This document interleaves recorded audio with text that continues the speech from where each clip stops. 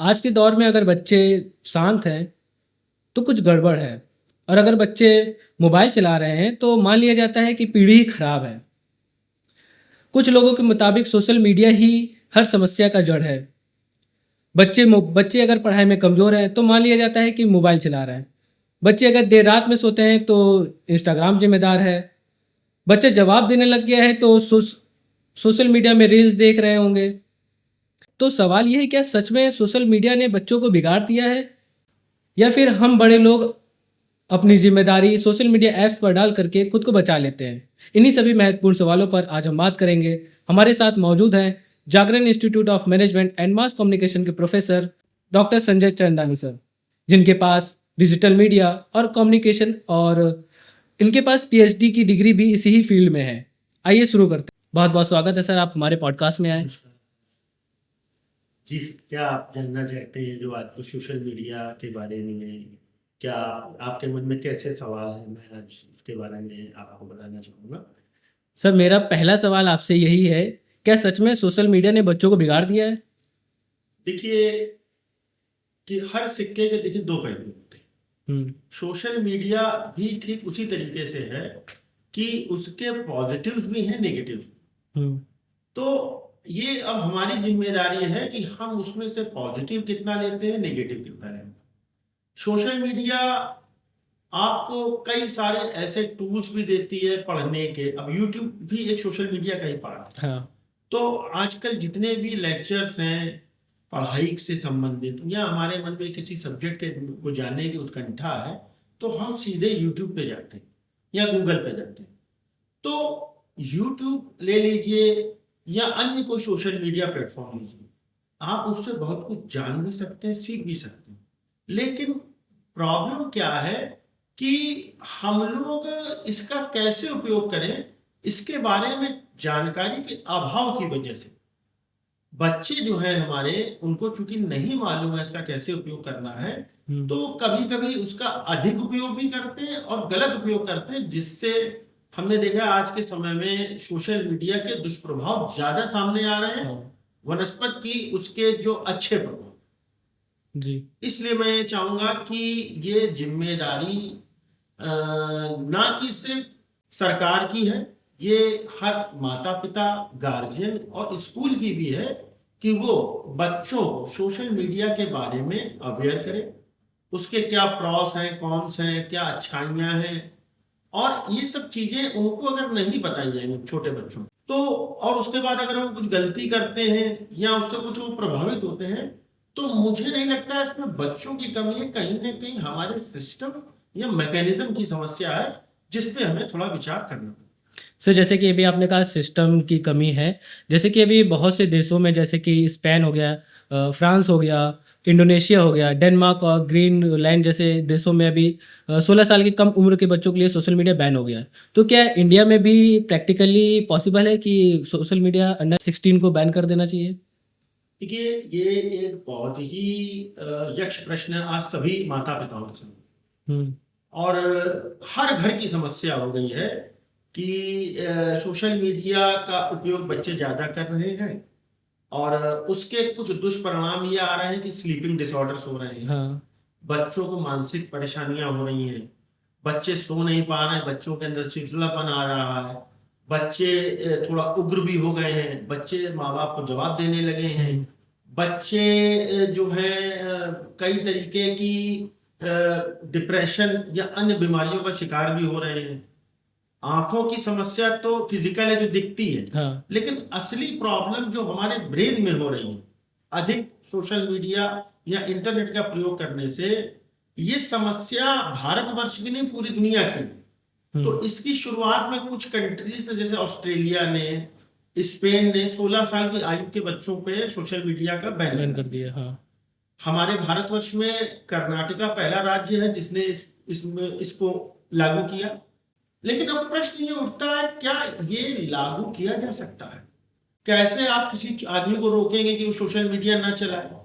और मेरा तो सबसे बड़ा ये मानना है कि आखिर सोशल मीडिया क्या है, इसके बारे में लोग क्या सोचते हैं, सोशल मीडिया होता क्या है? सोशल मीडिया तो कई प्रकार का होता है। जैसे आजकल बच्चे जो गेमिंग खेलते हैं, गेमिंग करते हैं, तो गेमिंग भी वो ग्रुप्स में करते हैं, मित्रों के साथ करते हैं, और गेमिंग के बीच में भी बातचीत करते हैं। हम्म, गेमिंग के अलावा ऑनलाइन बैटिंग भी सोशल मीडिया का पार्ट है, बैटिंग लोग कर रहे हैं। तो सोशल मीडिया सिर्फ फेसबुक, इंस्टाग्राम और व्हाट्सएप नहीं है। सोशल मीडिया में कई सारी चीजें आती हैं जिसमें हम गेमिंग, बैटिंग इत्यादि को मानते हैं। अभी आपने हाल ही में देखा कि दिल्ली नोएडा में 3 बहनों ने छत से कूद के आत्महत्या कर ली। हाँ हाँ बाद में ये रिपोर्ट आई कि वो कोरियन मूवीज देखती थी, कोरियन कोरियन गेम्स गेम, खेलती हाँ थी। तो आप देखा कि कितना ज्यादा कोई कल्चर या कोई आपको मीडिया कितने आपके दिमाग को प्रभावित कर सकती है कि आप सुसाइडल अटेम्प्ट भी कर सकते हैं। आपने विगत कई अखबारों में देखा होगा, बच्चों ने जो है कुछ गेम्स आए जिसमें वो गेम्स में उनको सुसाइड करना था। तो मुझे उस गेम का नाम नहीं ब्लू याद आ वेल रहा। गेम है। ब्लू वेल एक गेम के साथ बता रहे हैं। तो ब्लू वेल गेम आया जिसमें बच्चों ने कुछ सुसाइड भी अटेम्प्ट किए, कुछ सुसाइड हो भी गए। उसके बाद हमने कोविड में देखा कि मोबाइल चलाने की प्रवृत्ति ज्यादा बढ़ी, ज्यादा, हाँ क्योंकि ऑनलाइन क्लासेस ही ज्यादा चल रही थी, ऑफलाइन बंद था। हाँ अब बच्चा मोबाइल चला रहा है तो वो उतने समय पढ़ रहा है कि अपना कुछ सोशल मीडिया या लेजर एक्टिविटी कर रहा है, इसके बारे में आप कैसे पता करें? इसका कोई मैकेनिज्म तो है नहीं। तो बेसिकली समस्या को रोकने से कुछ हल नहीं होने वाला, क्योंकि इंटरनेट एक मीडिया ही ऐसा है जिसकी जो क्रिस्प ऑफ पावर है वो कंट्रोल नहीं की जा सकती। अब जिन कंट्रीज ने इसको बैन किया है या कर्नाटका ने इसको बैन किया है, उन्होंने ये नहीं बताया कि बैन करेंगे कैसे, क्या तरीका अपनाएंगे, ये अभी तक नहीं समझ में आया कि बैन कैसे करेंगे। इसके अतिरिक्त क्या वो लेके आएंगे, कैसे करेंगे, इस पे थोड़ा मुझे संशय है। ये अब कैसे वो करते हैं इसके बारे में हम लोग जब वो क्या पॉलिसीज लेके आते हैं, ये पॉलिसीज आ जाए तब उस पर हम लोग और डिस्कस करेंगे। सर जैसे कि आपने अभी बताया कि कर्नाटका में ये इम्प्लीमेंट भी हो चुका है, तो क्या लगता है कि उत्तर प्रदेश में भी ऐसा होना चाहिए, योगी सरकार ऐसा करेगी? देखिए, हमारे भारतवर्ष में 2 संघीय राज्य, एक स्टेट गवर्नमेंट, एक सेंट्रल गवर्नमेंट। स्टेट गवर्नमेंट के पास अपने पावर्स हैं और सेंट्रल गवर्नमेंट के पास अपने पावर्स हैं। अब मुझे नहीं लगता है इंटरनेट पे कंट्रोल करने का स्टेट गवर्नमेंट के पास कोई पावर ही नहीं। तो कर्नाटका ने इसको बैन कर दिया है, अब कर्नाटका कैसे इसको इम्प्लीमेंट करेगी मुझे नहीं समझ में आया। क्योंकि इंटरनेट एक मैकेनिज्म है जो सैटेलाइट के द्वारा या जो सी में केबल्स आ रही हैं उसके थ्रू ट्रांसमिशन उसका उसका सारा जो सैटेलाइट्स प्रबंधन है, मैनेजमेंट, तो सेंट्रल गवर्नमेंट देखती है। जितने एप्स हैं उनको ब्लॉक करना वो सेंट्रल गवर्नमेंट के पास पावर है। तो स्टेट गवर्नमेंट कैसे करेगी, मुझे इस पर थोड़ा सा अभी संशय है। लेकिन मैं ये बताना चाहूंगा अपने दर्शकों को कि सिक्के के 2 पहलू हैं, अच्छा और बुरा। अब ये आपकी निगाह है, आपकी दृष्टि है, आप कौन से पहलू को देखते हैं। बेसिकली बिहेवियर चेंज करना बहुत जरूरी है। बिहेवियर चेंज कैसे होगा बच्चे का? बिहेवियर चेंज होगा उसके टीचर्स के द्वारा, उसके पेरेंट्स के द्वारा। अब टीचर्स और पेरेंट्स अगर अपनी जिम्मेदारी से बचेंगे तो ये प्रॉब्लम ये बढ़ती ही जाएगी। चूंकि देखिए होता क्या है कि पहले हम लोग फेसबुक चलाते थे, फिर इंस्टाग्राम की रील्स आ गई। इंस्टाग्राम की रील्स में क्या है कि 20-20, 30-30, 40-40 सेकंड की रील्स हैं और उनके बैक में एल्गोरिथम चलता रहता है कि जिसको जो चीज पसंद आती है वैसी रील्स वो आती रहती है। तो उन्होंने कहीं ना कहीं हमारे माइंडसेट को पकड़ लिया है। और आप 16 साल के बच्चे की बात कर रहे हैं, यहाँ तो 3 साल का बच्चा भी यूट्यूब चला लेता है। यूट्यूब खोलता है और अपना गाना जो है 1-2 शब्द बोलता है, वो गाना सर्च होके आ जाता है। तो आप 16 साल के बच्चे के ऊपर बैन करने की बात कर रहे हैं, 3 साल का बच्चा। मैं ये अपने घर की बात नहीं कर रहा हूँ, निस्बत आप मेरे दर्शक इस बात से बिल्कुल मानेंगे कि सभी घरों में ही छोटे बच्चों को मोबाइल पकड़ा जाता है। वो खाना नहीं खा रहा तो उसको मोबाइल पकड़ा दिया जाता है कि गाना सुनेगा, गाना सुनते सुनते जो उसके मुंह में खाना आपको ठूसना है ठूस दीजिए। तो शुरुआत हम कहाँ से कर रहे हैं? बच्चा खाना नहीं खा रहा तो क्या पहले माएँ जो अपने बच्चों को खाना नहीं खिलाती थी जब तक मोबाइल नहीं थे? खिलाती थी। लेकिन अब ये प्रवृत्ति आ गई है। दूसरा, जो माँ बाप है, बेसिकली घर में जो माताएं हैं, मैं क्षमा चाहूंगा इस बात को कहते हुए कि माताओं को अपनी खुद का डिजिटल वेलबींग का ध्यान रखना चाहिए कि वो कितना मोबाइल खुद चला रहा है। जब वो खुद अपने को नियंत्रण करेंगे तभी तो अपने बच्चों को बता पाएंगे। हाँ आज के समय में तो ये है कि माँ खुद अपने मोबाइल में इतना बिजी है कि उसको लग रहा है कि चलो बच्चा भी मोबाइल चला रहा है तो मैं भी कुछ देर रिलैक्स हो लूं, बच्चा भी अपना रिलैक्स हो रहा है। लेकिन आप अपने रिलैक्सेशन के चक्कर में जो एक बच्चे को इस सोशल मीडिया की ग्रिप में दे रहे हैं उसका क्या? ये तो माँ का काम हो गया, चलिए माँ घर पे रहती है, लेकिन अब पिता का भी यहाँ बहुत अहम हो गया। पिता मान लीजिए चला गया ड्यूटी पे, वर्किंग पे, वो घर पे नहीं, लेकिन अब पिता का यहाँ बहुत अहम हो गया। पिता को अपना समय निकाल के बच्चों को फिजिकल एक्टिविटीज में लगाना चाहिए। जैसे किसी न किसी खेल में जरूर इन्वॉल्व करिए बच्चे को, चाहे वो फुटबॉल खेलना चाहे, क्रिकेट खेलना चाहे, टेनिस खेलना चाहे। आपको थोड़ा समय देना पड़ेगा, परिश्रम करना पड़ेगा, चूंकि ये कठिन समय। आप उसको फुटबॉल एकेडमी ज्वाइन कराइए, क्रिकेट एकेडमी ज्वाइन कराइए, कुछ स्पोर्ट्स में इन्वॉल्व करिए। बच्चा फिजिकल खेलेगा तो उसका दिमाग फिजिकली उसको अच्छा लगेगा। अच्छा, दूसरा बात क्या है, जैसे मान लीजिए किसी का स्पोर्ट्स में इंटरेस्ट नहीं है, तो स्पोर्ट्स में इंटरेस्ट जनरेट कैसे होगा? जब छोटे से बच्चे को आप इंटरेस्ट जनरेट कराओगे तब तो होगा। हाँ दूसरा पहलू, मान लीजिए स्पोर्ट्स में इसका इंटरेस्ट नहीं तो संगीत में इंटरेस्ट कराइए। आप उसको कोई भी वाद्य यंत्र सिखाइए, गिटार है, तबला है, सितार है, या उसको वोकल म्यूजिक सिखाइए, ताकि वह 1-2 घंटा जाए, म्यूजिक कुछ सीखे तो कुछ पॉजिटिव एनर्जी और पॉजिटिव चीज लेके आएगा। तीसरा सबसे इंपॉर्टेंट है कि बच्चों को रीडिंग के लिए प्रेरित करिए। ज्यादातर मेरे पेरेंट्स के साथ ये निवेदन है कि आप बच्चों को कोई भी गिफ्ट लेके दें जब वो छोटे हो, तो ज्यादातर कोशिश करिए उनको कॉमिक्स या बुक्स लेके दें। हो सकता है कि आपका बच्चा शुरू शुरू में उस कॉमिक्स बुक्स को ना पढ़े, फाड़ दे, या को लगे कि मेरा पैसा बर्बाद हो गया, लेकिन मुझे पूरा यकीन है कि एक दिन वही बच्चा एक कॉमिक्स फाड़ेगा, दूसरी कॉमिक्स फाड़ेगा, लेकिन एक समय आएगा कि वो पूरी कॉमिक्स पढ़ लेगा, और जब उसको कॉमिक्स पढ़ने की आदत पड़ जाएगी तो फिर वो एक 100 पन्ने की किताब भी पढ़ेगा, 150 पन्ने की किताब भी पढ़ेगा। और मुझे लगता है कि आज के युग में रीडिंग, म्यूजिक, स्पोर्ट्स, ये 3 चीजें बहुत जरूरी हैं। कोई भी क्रिएटिव वो कुछ करना चाहे, जैसे आर्ट एंड क्राफ्ट है, कुछ आप ऐसी एक्टिविटीज में बच्चे को इन्वॉल्व करिए। और ये इन्वॉल्व कौन करेगा? बच्चा तो होता है मट्टी के तरीके, जैसा आप ढालेंगे वैसा ढल जाएगा।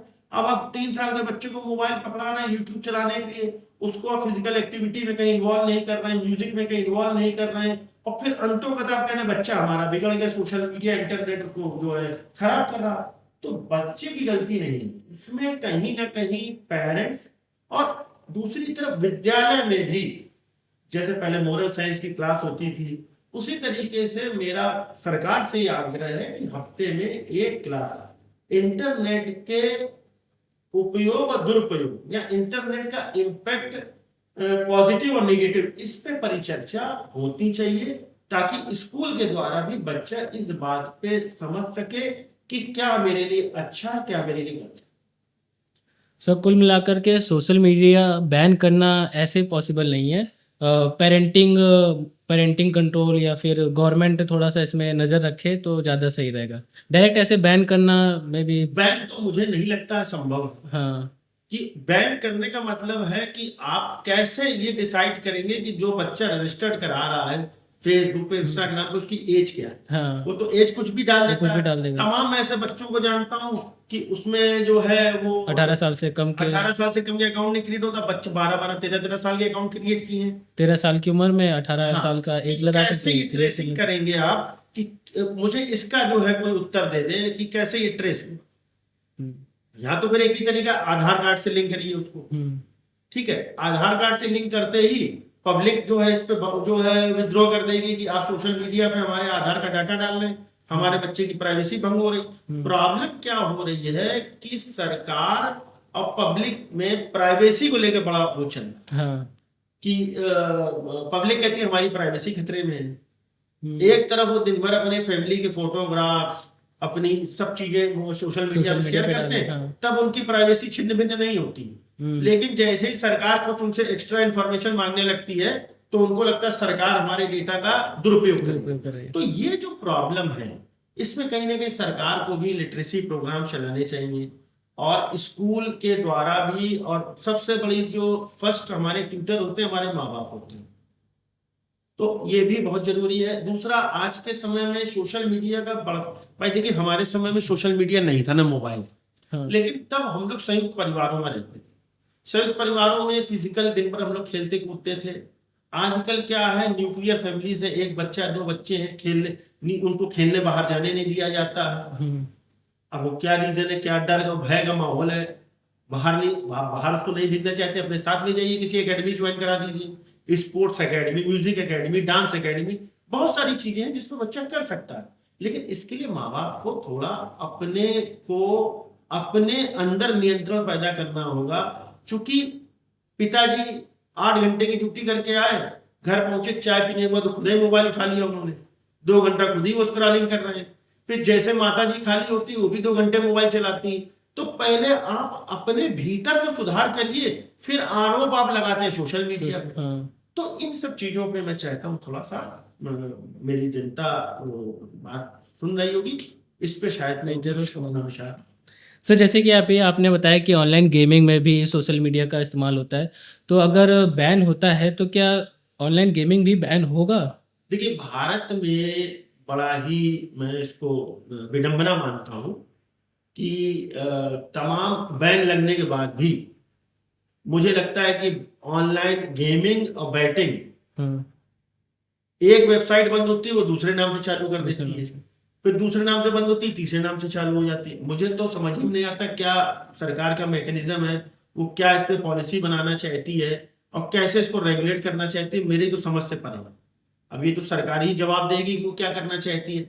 मैंने देखा तमाम क्षेत्रीय लोग क्रिकेट बैटिंग और अन्य बैटिंग एप्स पे पैसा लगा रहे हैं, हाँ, और उनका बैंक अकाउंट उसमें कनेक्टेड है, और उनके बैंक अकाउंट में जब वो जीतते हारते पैसा आता है जाता है, और सरकार कहती है हमने इसको बैन कर रखा है। तो ये कैसा बैन है मुझे समझ ही नहीं आता है।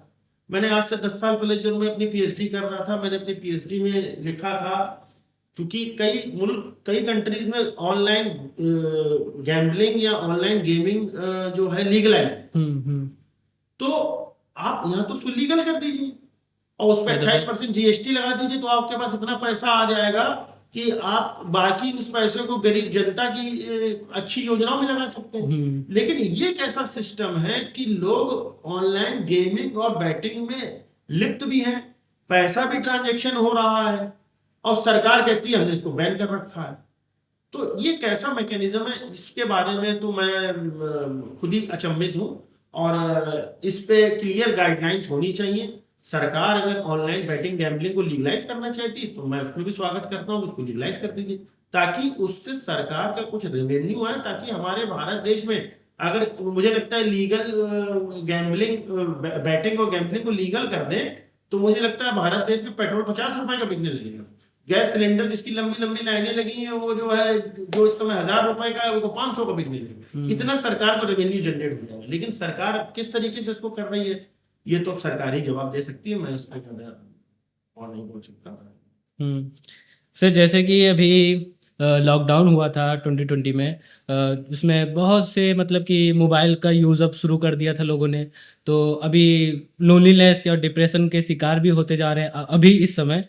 तो आपको क्या लगता है कि साइकोलॉजी में कितना प्रभाव डाल रहा है सोशल मीडिया देखिए लॉकडाउन के बाद से? देखिए, एक मेरा जो पीएचडी का शोध कार्य था उसमें psycho physical hazards of internet पे भी मैंने विषय किया। मेरा शोध वो 2015 में था, और मैंने ये 2015 में लिखा था कि ऐसे इंटरनेट क्लिनिक्स बनेंगे जहां लोग अपने बच्चों का इलाज कराने जाएंगे, कि लोग इतना ज्यादा इंटरनेट चलाएंगे कि उनको मेंटल फिजिकल आंखों की समस्या, दिमाग की समस्या होएगी, और इस तरीके की स्पेशलाइज्ड क्लिनिक बनेगी। जैसा अभी तो अपने यहाँ मनोचिकित्सक होते हैं, हाँ। लेकिन वो स्पेशलाइज्ड मनोचिकित्सक होंगे जो इंटरनेट की प्रॉब्लम्स के लिए ही होंगे। और हमने ये देखा कि ऐसे कुछ क्लिनिक्स ऑलरेडी बड़े शहरों में खुल गए हैं। तमाम अखबार की रिपोर्ट्स भी यही बता रही हैं, कि मनोचिकित्सक भी यही बता रहे हैं कि हमारे पास ज्यादातर वही पेशेंट्स आ रहे हैं जो इंटरनेट और मोबाइल पे ज्यादा समय व्यतीत कर रहे हैं। तो ये तो होना ही था। हम इसका उपयोग जरूरत से ज्यादा कर रहे हैं, और इंटरनेट के बाद सोशल मीडिया के बाद फिर गूगल सर्च इंजन, और अब एआई आ गया। तो कहीं ना कहीं हम ये देख रहे हैं कि हमारे युवाओं की इंटरनेट और एआई के बाद क्रिटिकल थिंकिंग बहुत ही स्तर उसका कम हुआ है। लोग इस पे ज्यादा आश्रित होते जा सर रहे मेरा हैं। क्वेश्चन भी यही है कि अभी तो एआई भी आ गया है, सोशल मीडिया का पहले से इस्तेमाल करें तो दिमाग में ऑलरेडी असर डाल रहा है। अब एआई आने के बाद से लोगों की दिमाग की सोचने की क्षमता भी कम हो गई है, तो आप इसको किस तरीके से देखते हैं? देखिए, ये बिल्कुल आपका सही प्रश्न है। एक जमाने में जब हम लोग के पास मोबाइल फोन नहीं होता हाँ। तो हम लोग 100-150 फोन नंबर याद रखते थे, हम्म। दिमाग में याद, क्योंकि दिमाग को उतना हम लोग चलाते थे। आज की डेट में घर के 4 लोगों के नंबर नहीं याद होते हैं, क्योंकि हम लोग ने उतना दिमाग चलाना बंद कर दिया। तो ये मैं एक छोटा सा एग्जांपल दे रहा हूँ कि कैसे फोन नंबर हम लोग भूल गए। उसी तरीके से गूगल सर्च के बाद जब एआई आ गया, हाँ। तो कुछ दिनों बाद आप पाएंगे कि बच्चे जो है सीधी एप्लीकेशन ड्राफ्टिंग या सीधा लेटर में नहीं लिख पाएंगे, चूंकि उन्होंने वो करने की प्रैक्टिस ही छोड़ दी है। तो जब सबके पास एआई है तो छोटा छोटा लेटर लिखने में भी जब आप एआई की मदद लेंगे, और ये देखिए दिमाग की नसें हैं, हाँ। जैसे शरीर होता है, जितना चलाओ तो उतना शरीर फिट रहता है, चाहे हाथ हो चाहे पाँव, उसी तरह ब्रेन भी वैसी ही चीज है कि अगर आप उसको यूज नहीं करेंगे सही दिशा में और हर चीज एआई से ही पूछेंगे, तो कहीं ना कहीं आपका खाली बिना यूज वाला दिमाग उसमें से ऐसे केमिकल रिसाव करेगा जो आपको डिप्रेशन और आपको एक तरीके की तरफ अकेलेपन की तरफ ले जाएंगे। सर क्योंकि तो इसको प्रैक्टिकली कैसे करेंगे? मतलब जनता का भी यही एक सवाल होगा कि इसको कैसे प्रैक्टिकली करेंगे? देखिए, मैं क्या कह रहा हूं कि मैं इंटरनेट, गूगल या एआई के कतई खिलाफ नहीं। ये टूल्स हैं, हाँ। इनका उपयोग होना चाहिए अपने प्रोफेशन को बेहतर बनाने के लिए। देखिए, होता क्या है कि एआई को इस्तेमाल करिए, लेकिन अपनी बौद्धिक क्षमता, अपनी क्रिटिकल थिंकिंग, हमने ये देखा है कि इंडियन एजुकेशन सिस्टम में क्रिटिकल थिंकिंग तो 15-20 साल से खत्म हो चुकी है। हर चीज रेडीमेड और स्टीरियोटाइप चल रही है। अगर हमारे इतनी अच्छी क्रिटिकल थिंकिंग होती तो हम ये देखते कि इन 20-25 वर्षों में भारत, चूंकि बहुत बड़ा आईटी सुपर पावर अपने को बताता है या ऐसा है भी, तो हम अभी कोई ऐसी चीज दुनिया को नहीं दे पाए हैं जिसमें हमारी मोनोपोली। हम बहुत सी चीजें चाइना से सिर्फ मंगा रहे कंज्यूम हैं। कर रहे हैं अभी इस समय। हाँ, कंज्यूमर बन रहे हैं। हम बहुत सी चीजें चाइना से मंगा रहे हैं। हम सिर्फ एक ही चीज में दुनिया में थोड़ा टिके हुए हैं, वो है एग्रीकल्चर प्रोडक्ट। ठीक है, एग्रीकल्चर अगर ना हो हमारे यहाँ तो हमारी इकोनॉमी धसक जाएगी। हम कोई भी ऐसी टेक्नोलॉजी ड्रिवन चीज नहीं बना पाए हैं जिसको हम दुनिया को बेच सकें और इस एआई और इंटरनेट का कोई फायदा उठा सकें। तो ये हमें थोड़ा अपने एजुकेशन और उसमें पैटर्न में सुधार करने की आवश्यकता है। सर अभी क्या कहते हैं, अगर अब सोशल मीडिया बैन हो जाता है तो फिर डिफरेंस नहीं आ जाएगा कि रूरल्स अलग हैं और अर्बन अलग हो जाएगा? देखिए, मैं आपको बात बताऊं, ये जो सोशल मीडिया है या ये डिजिटल या इंटरनेट है, एक समय जब ये आया था तो लोगों ने समझा कि मोबाइल से और इंटरनेट से समानता आ जाएगी, यानी कि अमीर गरीब सब बराबर हो जाएंगे। हाँ। कुछ हद तक तो इसने किया भी है, क्योंकि सरकार का उसमें बड़ा योगदान रहा। सरकार ने मोबाइल फोन सस्ते कर दिए, डेटा का प्राइस कम कर दिया, तो ये मोबाइल फोन और स्मार्टफोन गांव तक पहुंचे। इंटरनेट सस्ता हुआ तो गांव वालों ने इंटरनेट भी यूज किया। लेकिन मुझे याद है, मैं जब कोविड के समय एक आर्टिकल पढ़ रहा था तो मैंने देखा कि ये जब पूरी दुनिया ऑनलाइन पढ़ रही थी, अमीर का बच्चा या जो समृद्ध है, मीडियम क्लास या अपन उनका बच्चा मोबाइल पे पढ़ रहा था, लेकिन जो बच्चा गरीब है, जो सरकारी स्कूल में पढ़ता है, जिसके पूरे परिवार में एक स्मार्टफोन है, बच्चे हैं 3, तो वो उस 2 साल में ऑनलाइन भी नहीं पढ़ पाए, क्योंकि उनके परिवार के पास उतने मोबाइल फोन नहीं थे। उनके परिवार के पास महीने का 400-500 रुपए का डेटा पैक डलवाने का पैसा नहीं था। तो मुझे कहीं ना कहीं ये लगता है कि ये एक तरीके का डिजिटल डिवाइड भी है। हम लोग ये समझ रहे थे कि ये इंटरनेट और डिजिटल वर्ल्ड जो है दुनिया को समान कर देगा, अमीर गरीब का भेद घट जाएगा। हाँ। लेकिन कहीं ना कहीं तो ये घटाया भी है इसे। लेकिन अभी भी ये डिजिटल डिवाइड बना हुआ है। गरीब जो है वो अफोर्ड नहीं कर सकता है मंथली डाटा अब भी अपने भारत में। और स्मार्टफोन घर के 5 लोग हैं, शहर का व्यक्ति तो कर सकता है, गांव में अगर एक परिवार में 5 लोग हैं, पांचों के पास स्मार्टफोन हो, तो ऐसा मुझे अभी नहीं लगता है। तो ये कहीं ना कहीं एक तरह का डिजिटल डिवाइड है। सर अभी अगर मतलब कि देख लीजिए सोशल मीडिया में आज के समय तो जो छोटे बच्चे हैं तो सोशल मीडिया में बहुत सारे मतलब कि अभद्र वीडियोस भी आते हैं तो उसमें बच्चों पे कैसा प्रभाव पड़ता है? देखिए, ये हम और आप सभी अनुभव करते हैं हाँ। कि हम जब रील चलाते हैं तो बीच बीच में कोई अश्लील वीडियो भी आ जाता है, अभद्र वीडियो भी आ जाता है, जिसमें अभद्र भाषा या अभद्र दृश्य, कैसा भी अश्लील दृश्य कुछ भी आ सकता है। तो अब इसको इसको कैसे मैनेज किया जाए? हाँ। तो अब इसमें देखिए जानकारी की जरूरत है। अब YouTube 2 तरीके का होता है, एक YouTube तो जनरल होता है, एक YouTube होता है पेरेंटल। हम्म। तो ये कई पेरेंट्स को मालूम ही नहीं है कि YouTube पेरेंटल भी होता है, तो हम अपने बच्चे को पेरेंटल वाला ही चलाने को दें।